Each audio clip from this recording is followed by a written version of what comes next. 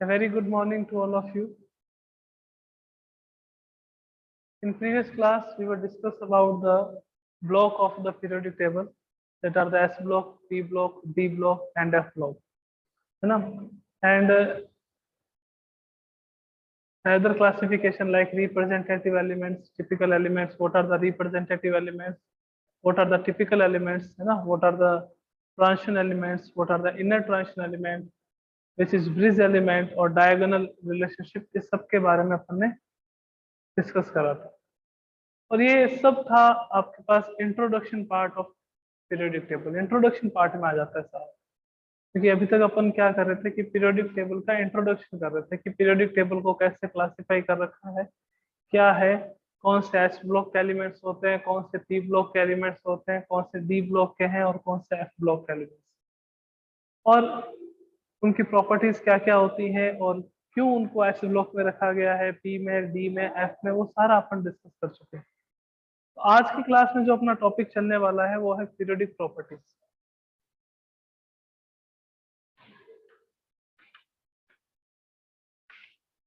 Periodic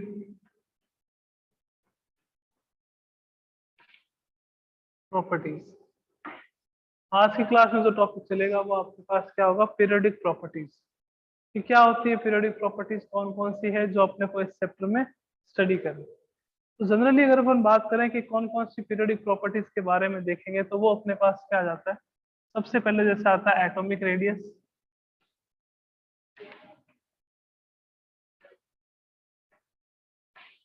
atomic radius के बाद अपने पास क्या आ जाता है, आयोनाइजेशन एनर्जी,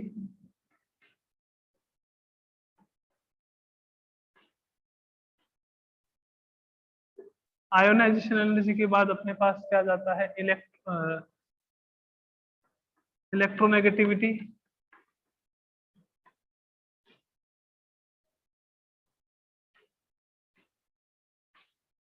इलेक्ट्रोनेगेटिविटी, फिर एक आ जाता है अपने पास इलेक्ट्रॉन एफिनिटी,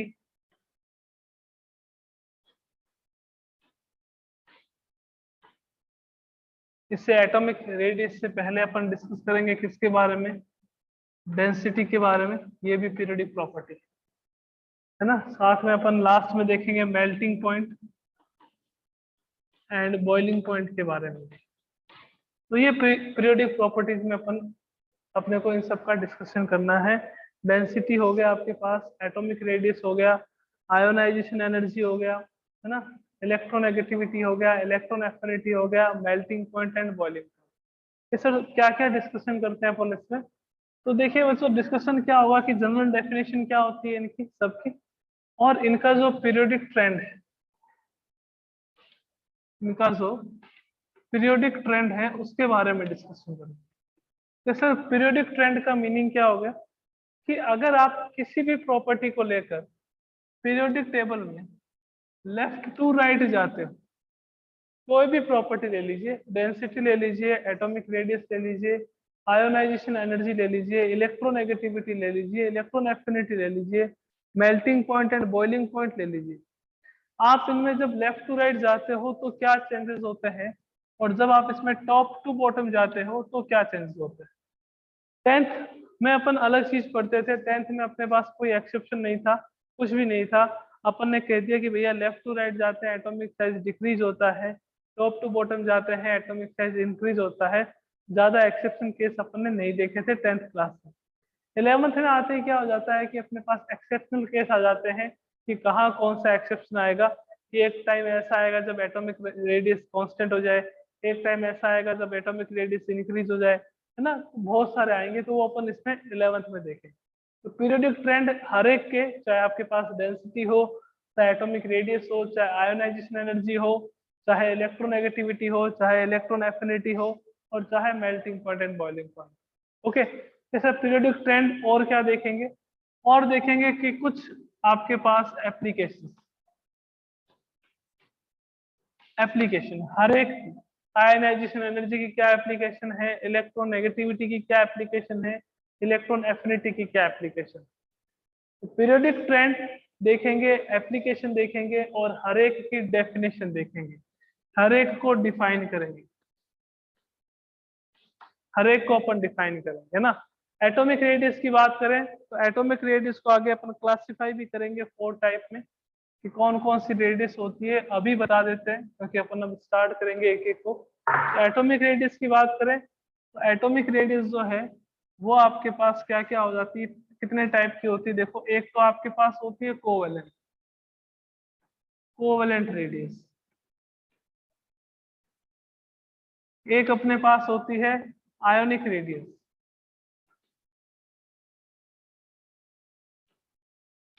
एक अपने पास होती है metallic radius.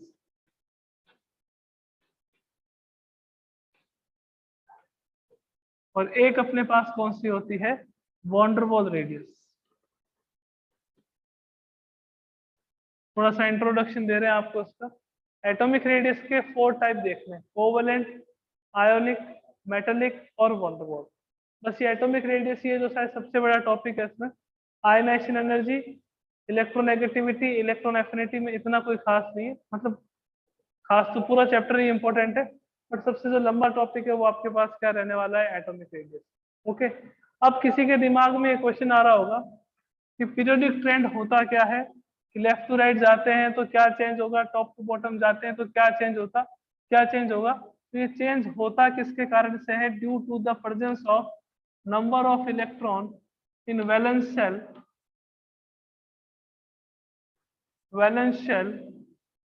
Of the elements.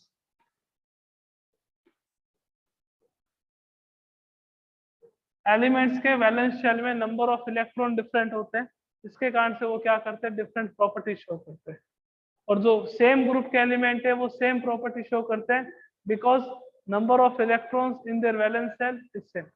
Equal number of electrons present होते हैं हर एक में, हर एक ग्रुप का जितना भी एलिमेंट, कोई भी एलिमेंट है उसमें क्या रहता है, नंबर ऑफ इलेक्ट्रॉन सेम रहते हैं। तो due to the presence of number of electron in valence shell is same, तो वो क्या करते हैं, सेम प्रॉपर्टी शो करते हैं। और इसी फिनोमिना को अपन क्या कह देते हैं, पीरियोडिसिटी कहते हैं। इसी फिनोमिना को अपन क्या कह देते हैं, पीरियोडिसिटी। ओके, तो एक एक करके अपन सबको लेंगे। सबसे पहले बात करेंगे किस पे, डेंसिटी पे, फिर बात करेंगे एटॉमिक रेडियस पे, फिर बात करेंगे आयनाइजेशन एनर्जी पे। ओके, अब एटॉमिक रेडियस स्टार्ट करेंगे, उससे पहले 2 टॉपिक और देखेंगे कौन कौन सा है। एक तो आपके पास आता है स्क्रीनिंग इफेक्ट, एक तो आपके पास आता है screening effect, and second one is effective nuclear charge. Effective nuclear charge. ये क्लियर होंगे 2 टॉपिक तो ही आपको एटॉमिक रेडियस में जो चेंजेस आ रहे हैं कि लेफ्ट टू राइट जाते हैं तो क्या होता है, टॉप टू बॉटम जाते हैं तो क्या होता है, एक्सेप्शन क्यों आता है, क्या रीजन है एक्सेप्शन का, वो सबको पता चलेगा जब अपने ये 2 टॉपिक क्लियर होंगे, स्क्रीनिंग इफेक्ट और इफेक्टिव न्यूक्लियर चार्ज। ओके, तो स्टार्ट करते हैं डेंसिटी से, उसके बाद अपन डिस्कस करेंगे स्क्रीनिंग इफेक्ट पे, इफेक्टिव न्यूक्लियर चार्ज पे, और फिर डिस्कस करेंगे किस पे, एटॉमिक रेडियस पे। Okay,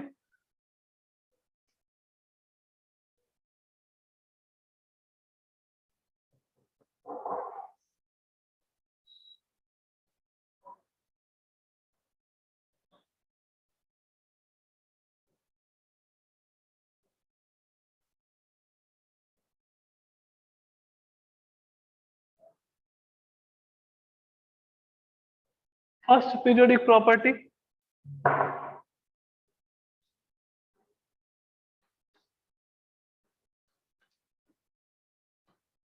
density. First periodic property is density, है ना। सबसे पहले डेफिनेशन आती है that what is the density, amount of matter present in unit volume of the solution known as density. Density को किससे सिंबलाइज करते हैं अपन, डी से। डी का फॉर्मूला क्या होता है आपके पास, mass upon volume, mass upon volume is the formula of density, है ना। इसकी अगर आप यूनिट की बात करो तो वो आपके पास क्या आ जाएगा, ग्राम पर ml, ये इसकी यूनिट आ जाएगी, ठीक है। बट वो कब आएगी, जब अपन पहले अगर बात करें मोल कंसेप्ट में देख लिया था, यूनिट हमेशा डेंसिटी की ये रहेगी ग्राम पर ml या ग्राम पर सेंटीमीटर क्यूब। पर यहाँ पे अपने को यूनिट से कुछ नहीं करना, डेंसिटी ये देखना है कि डेंसिटी होता क्या है, the ratio of mass and volume is known as density.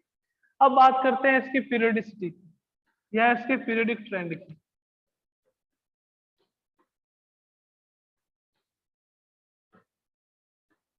किसके, पीरियोडिक ट्रेंड की। और सबसे पहले अपन पीरियोडिक ट्रेंड किसमें देखेंगे, इन पीरियड। कि पीरियड में जाते हैं तो क्या होता है। मैंने आपको क्या कहा, पीरियोडिक ट्रेंड जो है वो दो ही टाइप से देखे जाते हैं, एक तो लेफ्ट टू राइट और एक top to bottom. Left to right जो है वो हमेशा किसमें देखते हैं, पीरियड में। पीरियड में कहां से कहां तक मूव करते हैं, लेफ्ट टू राइट मूव करते हैं। क्योंकि बिकॉज पीरियड किसको कहते हैं, आपने पीरियोडिक टेबल देखी होगी, ये आपके पास क्या होते हैं, पीरियड्स। ऐसे जो चलते हैं वो क्या होते हैं, पीरियड्स। ऐसे जो चलते हैं वो आपके पास क्या होते हैं, ग्रुप। ये क्या होता है आपके पास, ये वाले होते हैं ग्रुप। और ये वाले आपके पास क्या होते हैं, पीरियड। ये पीरियड होता है। तो ग्रुप में तो हमेशा टॉप टू बॉटम जाएंगे, और पीरियड में हमेशा लेफ्ट टू राइट जाएंगे। टॉप टू बॉटम किस में जाएंगे, ग्रुप में, और left to bottom, left to right किस में जाएंगे, आपके पास पीरियड में। तो सबसे पहले अपन देख रहे हैं in period left to right जाते हैं तो क्या होगा। तो देखो लेफ्ट टू राइट जाएंगे तो क्या होगा कि on moving left to right along a period, then density is increases, density will be increases। कि सर ऐसा क्यों होता है ये बताओ।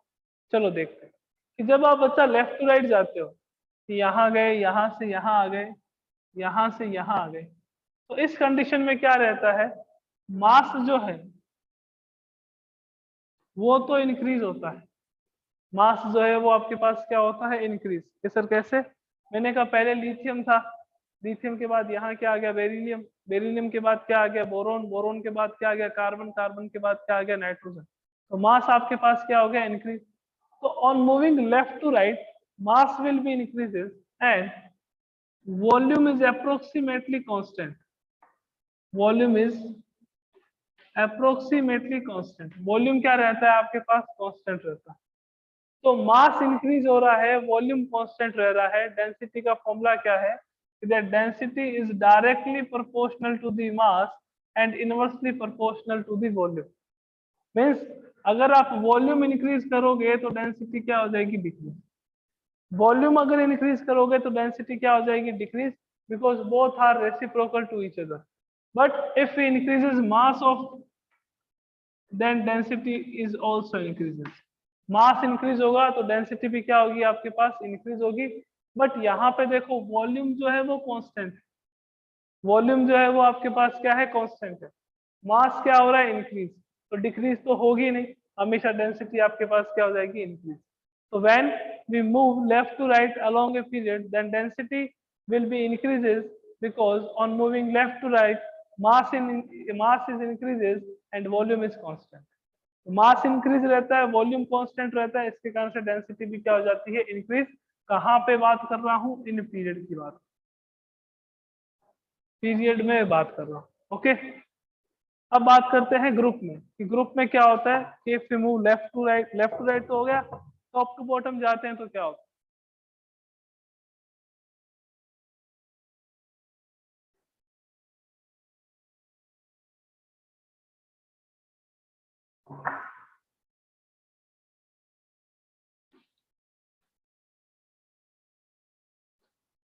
इन ग्रुप, ग्रुप में बच्चों हमेशा कहां से कहां मूव करेंगे, ग्रुप में आप मूव करेंगे टॉप टू बॉटम,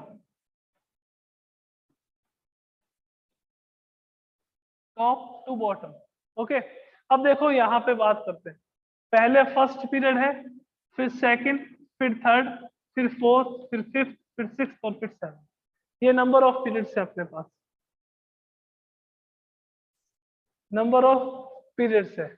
लाइक यहाँ पे अपने पास हाइड्रोजन है, यहाँ लिथियम है, यहाँ सोडियम है, यहाँ पोटेशियम है, यहाँ रुबिडियम है, यहाँ सीजियम है और यहाँ पे फ्रांशियम।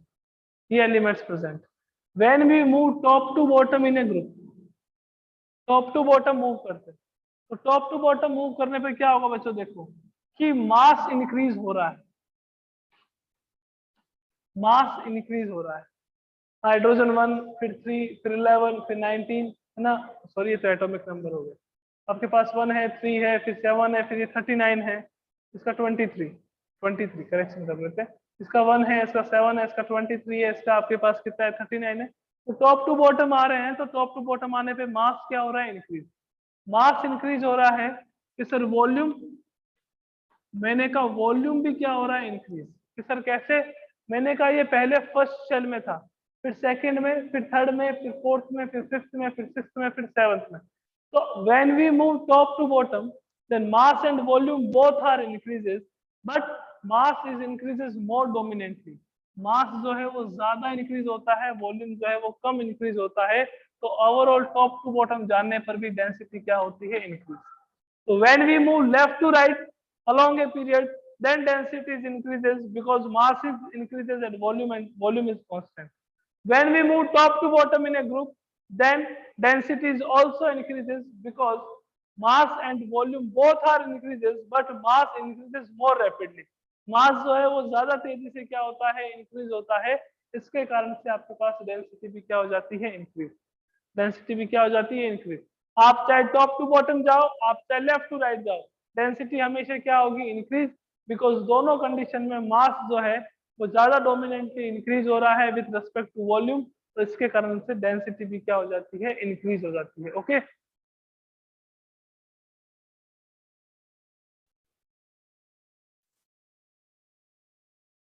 तो आइए बच्चों अब बात करते हैं इसमें एक्सेप्शन की। एक्सेप्शन क्या आता है? देखो एक्सेप्शन ये है दैट डेंसिटी ऑफ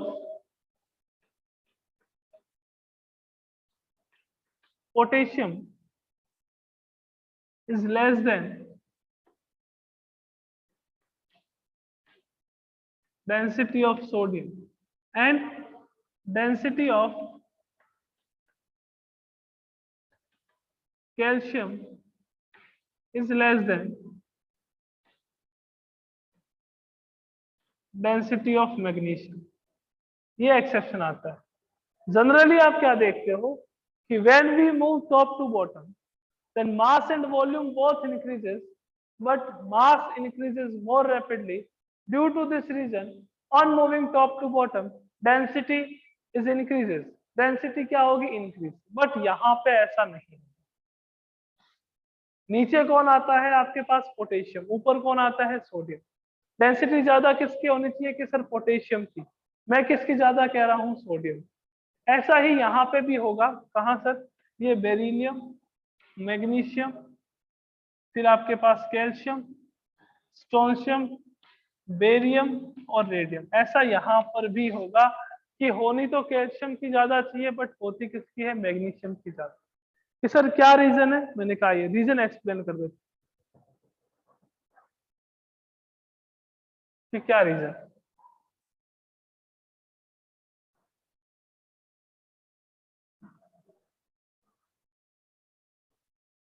डेंसिटी ज्यादा होने का मीनिंग क्या है कि आपके पास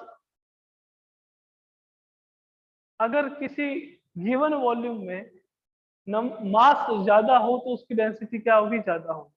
अपन बात करते हैं कि why the density of sodium is greater than the density of potassium. कि आपके पास क्या है, ये न्यूक्लियस है, ये फर्स्ट शेल है, ये सेकंड शेल है, ये आपके पास थर्ड शेल, ये आपके पास third shell. Okay first shell में नंबर ऑफ इलेक्ट्रॉन्स कितने, 2। सेकंड शेल में कितने आएंगे, 8। किसके लिए बात कर रहे हैं अपन अभी, सोडियम के लिए। 1 2 3 4 5 6 7 8 और यहाँ पे बने लगे। ये किसके लिए है आपके पास, सोडियम। सोडियम का कॉन्फ़िगरेशन ऐसे लिखते हो, अगर आपने छोटी क्लासों वाला आपने को दिमाग में हो तो 281। अब बात कर लेते हैं पोटेशियम की। पोटेशियम में टोटल नंबर ऑफ शेल कितनी होती है, 4। ये फर्स्ट, ये सेकंड, ये थर्ड और ये आपके पास fourth. First second third fourth. Okay तो देखिएगा फर्स्ट में कितने इलेक्ट्रॉन के सर, 2। सेकंड में कितने, 1 2 3 4 5 6 7 8। फिफ्थ में, थर्ड में कितने, 1 2 3 4 5 6 7 8 और यहाँ कितना आपके पास है ना। पोटेशियम का अगर कॉन्फ़िगरेशन देखें तो वो अपने पास क्या होगा, 2 8 8 1। ये पोटेशियम का कॉन्फ़िगरेशन होता है, ठीक है ना। अब यहाँ पे नंबर ऑफ शेल कितनी है कि सर थर्ड। थर्ड शेल में मैक्सिमम इलेक्ट्रॉन्स कितने आ सकते हैं कि सर 18 आ सकते हैं। कितने प्रेजेंट है 1। ओके, मैंने कहा यहाँ बात कर लेते हैं। थर्ड शेल में मैक्सिमम कितने इलेक्ट्रॉन आ सकते हैं 18, कितने प्रेजेंट है 8। फोर्थ शेल में मैक्सिमम कितने इलेक्ट्रॉन आ सकते हैं कि सर 32, कि सर 32 कैसे, मैंने कहा 2n² का फॉर्मूला लगा दो, 2 × 4 का स्क्वायर 2 × 16 कितना हो गया 32। मैक्सिमम नंबर ऑफ इलेक्ट्रॉन्स कितने प्रेजेंट होंगे फोर्थ शेल में 32, कितने प्रेजेंट है आपके पास 1। मीन्स इसका कहने का मतलब क्या है कि यहाँ पे वेकेंट स्पेस ज्यादा है, वेकेंट स्पेस ज्यादा है, और यहाँ पे जो वेकेंट स्पेस है वो वेकेंट स्पेस कम, वहां वेकेंट स्पेस ज्यादा, वेकेंट स्पेस कम। वेकेंट स्पेस ज्यादा का मीनिंग क्या हो गया कि यहाँ पे वॉल्यूम जो है वो क्या होता है ज्यादा, और यहाँ पे वॉल्यूम थोड़ा क्या रहेगा कम।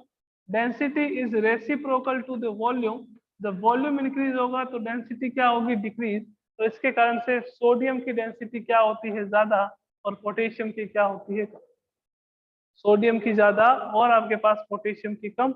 और इसी रीजन से ये सेम रीजन है कि मैग्नीशियम जो है उसकी डेंसिटी ज्यादा होती है किससे, कैल्शियम से। यही सेम रीजन है, because in calcium vacant space is present, due to this vacant space आपके पास क्या रहेगा, वॉल्यूम ज्यादा होगा, और वॉल्यूम ज्यादा होगा तो डेंसिटी क्या हो जाएगी कम, है ना। तो वेकेंट स्पेस जितना ज्यादा होगा, वेकेंट स्पेस, मैं ओनली स्पेस की बात नहीं कर रहा हूँ ना, वेकेंट स्पेस यानी कि जहां पे इलेक्ट्रॉन नहीं प्रेजेंट है वो स्पेस क्या है ज्यादा है, मीन्स इसका वॉल्यूम क्या है ज्यादा, तो उसके कारण से डेंसिटी क्या हो जाएगी आपके पास डिक्रीज हो जाएगी। तो सोडियम और मैग्नीशियम की डेंसिटी पोटेशियम और कैल्शियम से ज्यादा होती है, ये इसका क्या आ गया आपके पास एक्सेप्शन। और ये फर्स्ट पॉइंट अपना कंप्लीट हो गया, वो कौन सा है, डेंसिटी। अब डिस्कस करते हैं सेकंड पॉइंट। सेकंड पॉइंट है atomic radius. But atomic radius के डिस्कशन से पहले अपन कुछ और टॉपिक भी डिस्कस करेंगे, जैसे स्क्रीनिंग इफेक्ट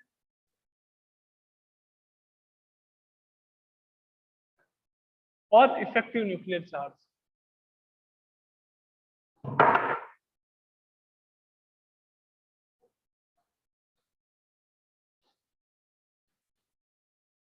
स्क्रीनिंग इफेक्ट और इसको अपन शिल्डिंग इफेक्ट भी कहते हैं, also known as shielding effect. क्या होता है सर, आइए देखते हैं। ये आपके पास न्यूक्लियस, ये फर्स्ट शेल, ये सेकंड शेल, ये third shell. First shell, second shell and third shell. मैं सोडियम की ही बात कर लेता हूं, यहाँ पे 2 इलेक्ट्रॉन्स, यहाँ पे 1 2 3 4 5 6 7 8 और यहाँ पे 1। ओके, सोडियम के लिए बात करके आपको स्क्रीनिंग इफेक्ट एक्सप्लेन करेंगे। देखो बच्चों, ये है इलेक्ट्रॉन, यहाँ पे कौन सा चार्ज होगा, नेगेटिव चार्ज। कौन सा चार्ज होगा, नेगेटिव। ओके, न्यूक्लियस की बात करें तो न्यूक्लियस पे अपने को पता है कौन सा चार्ज होता है बच्चों, पॉजिटिव। एक पे नेगेटिव और दूसरे पे कौन सा, पॉजिटिव।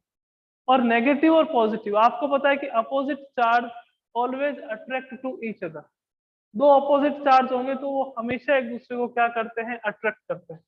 ये एक दूसरे को क्या करेंगे, अट्रैक्ट। यानी कि इन दोनों के बीच में कौन सा फोर्स होगा, इन दोनों के बीच में होगा अट्रैक्शन फोर्स। क्लियर है बात, इन दोनों के बीच में कौन सा फोर्स होगा, अट्रैक्शन। मैंने कहा इलेक्ट्रॉन पे कौन सा चार्ज, नेगेटिव।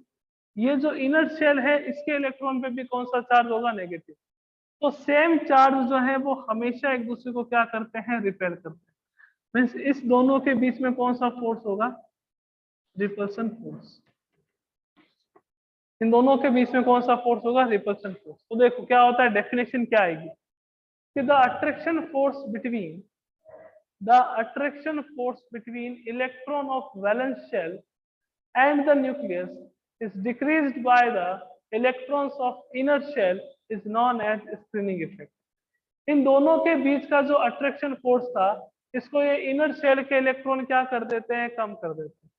इन दोनों के बीच का जो अट्रैक्शन फोर्स था इसको क्या करते हैं, ये इनर शेल के इलेक्ट्रॉन कम कर देते हैं। उसे ही अपन क्या कहते हैं, स्क्रीनिंग इफेक्ट, या अपन क्या कह देते हैं, shielding effect. The attraction force between electron of valence shell and nucleus is decreased by the electrons of inner shell is known as screening effect. ठीक है, अब इस स्क्रीनिंग इफेक्ट कौन से इलेक्ट्रॉन का कितना होगा तो उसको रिप्रेजेंट करते हैं सिग्मा से, और इस सिग्मा को अपन क्या कहते हैं, स्क्रीनिंग कांस्टेंट। इस सिग्मा को अपन क्या कहते हैं बच्चों, स्क्रीनिंग कांस्टेंट कहते हैं। और इस सिग्मा की वैल्यू डिफरेंट डिफरेंट होती है कि सर कैसे, मैंने कहा इलेक्ट्रॉन अगर ns में प्रेजेंट हो तो सिग्मा की वैल्यू 0.30, कि सर ns का मतलब क्या हो गया कि वैलेंस एस सब शेल में, यानी कि यहाँ प्रेजेंट हो nth शेल में। अगर इलेक्ट्रॉन आपके पास np में प्रेजेंट हो तो सिग्मा की वैल्यू होगी 0.35, तो सिग्मा यानी कि स्क्रीनिंग कांस्टेंट की वैल्यू कितनी होगी 0.35। ओके, अगर इलेक्ट्रॉन n-1 में हो, देखो इस इलेक्ट्रॉन पे रिपल्सन लग रहा है, तो ये nth शेल होगी, ये आपके पास n-1 होगी, और ये आपके पास n-2 होगी। nth shell n-1 and n-2, तो जो n-1 है उसके लिए जो सिग्मा की वैल्यू है वो होती है ऑलवेज 0.85। एक इलेक्ट्रॉन के लिए बता रहा हूँ, 4 1 इलेक्ट्रॉन 0.85, और n-2 से ज्यादा कोई भी है, ये नॉर्मल कंडीशन की बात कर रहे हैं, तो उसके लिए सिग्मा की वैल्यू होगी 1.0। ns के लिए सिग्मा, np के लिए आपके पास सिग्मा 0.35, n-1 के लिए सिग्मा 0.85, और n-2 के लिए सिग्मा कितना होता है 1। ये कितने इलेक्ट्रॉन के लिए, 4 1 इलेक्ट्रॉन। एक इलेक्ट्रॉन के लिए सिग्मा की ये वैल्यू। ओके, तो अपन देखते हैं कि सिग्मा कैसे कैलकुलेट करा जाता है। सिग्मा जो है वो कैसे कैलकुलेट करा जाता है, एक एग्जांपल ले लेंगे। सिग्मा जितना ज्यादा होगा, रिपल्शन जो है वो इनर शेल के इलेक्ट्रॉन उतना ज्यादा लगाएंगे। जितना ज्यादा सिग्मा की वैल्यू, उतना ज्यादा रिपल्शन लगाएंगे इनर शेल के इलेक्ट्रॉन किस पे, वैलेंस शेल के इलेक्ट्रॉन पे। ओके, तो देखो सिग्मा कैसे कैलकुलेट करते हैं। ये न्यूक्लियस है और ये लिथियम है। लिथियम के लिए, लिथियम में देखें तो यहाँ कितने इलेक्ट्रॉन्स होते हैं बच्चों, 2 इलेक्ट्रॉन। यहाँ कितना इलेक्ट्रॉन होता है आपके पास, 1 इलेक्ट्रॉन, है ना। लिथियम का कॉन्फ़िगरेशन क्या होता है, लिथियम का कॉन्फ़िगरेशन होता है 2 1। ठीक है, इनर शेल में कितने इलेक्ट्रॉन 2, वैलेंस शेल में कितने इलेक्ट्रॉन 1। आपको सिग्मा कैलकुलेट करना, इसके लिए सिग्मा कितना होगा। तो देखो वैलेंस एस सब शेल में इसके अलावा कोई और इलेक्ट्रॉन है क्या जो उसको रिपेल करे, कि सर ये अकेला है तो यहाँ पे तो कोई रिपेल करने वाला होगा नहीं, तो एनएस और एनपी की तो कोई मतलब नहीं। फिर देखें ये n-1 है, ये क्या है आपके पास n-1, ये क्या था n, ये क्या है आपके पास n-1। n-1 में एक इलेक्ट्रॉन के लिए सिग्मा की वैल्यू होती है 0.85। For 1 electron the value of sigma in n-1 is 0.85।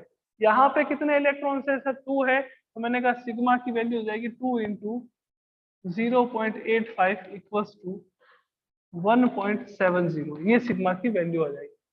Sigma को क्या कहते हैं अपन, स्क्रीनिंग कांस्टेंट। जितनी ज्यादा सिग्मा की वैल्यू होती है, रिपल्शन उतना ही ज्यादा होता है।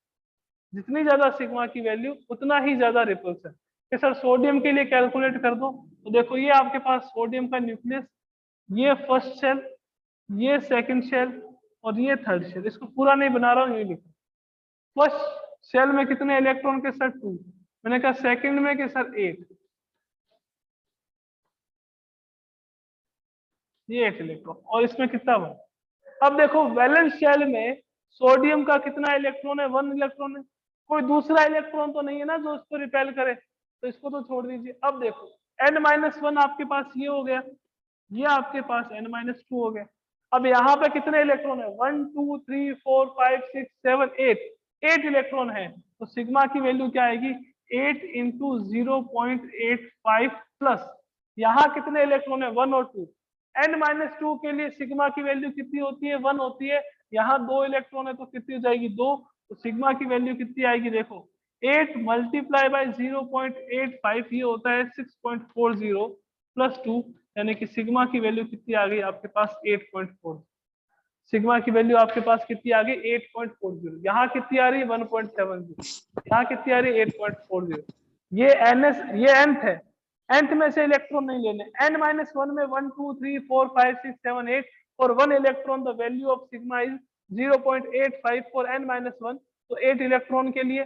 फिर n-2 में नंबर ऑफ इलेक्ट्रॉन्स कितने हैं, 1 और 1 2, तो एक इलेक्ट्रॉन के लिए 1 होती है, तो 2 इलेक्ट्रॉन्स के लिए कितनी हो जाएगी 2। ऐसे सिग्मा की वैल्यू कैलकुलेट करते हैं। ओके, कल नेक्स्ट क्लास में अपन देखेंगे इफेक्टिव न्यूक्लियर चार्ज के बारे में, और इसके कुछ एग्जांपल्स भी करेंगे और ज्यादा कि कैसे सिग्मा की वैल्यू कैलकुलेट करी जाती है। आप ये दिमाग में रखिएगा, ns के लिए 0.30, np के लिए 0.35, n-1 के लिए 0.85 और n-2 के लिए 1, ये सिग्मा की वैल्यू होती है। और कल और ज्यादा एग्जांपल करेंगे जिससे आपकी टॉपिक जो है वो सारा क्लियर हो जाए। ओके, मिलते हैं कल की क्लास में। Thank you.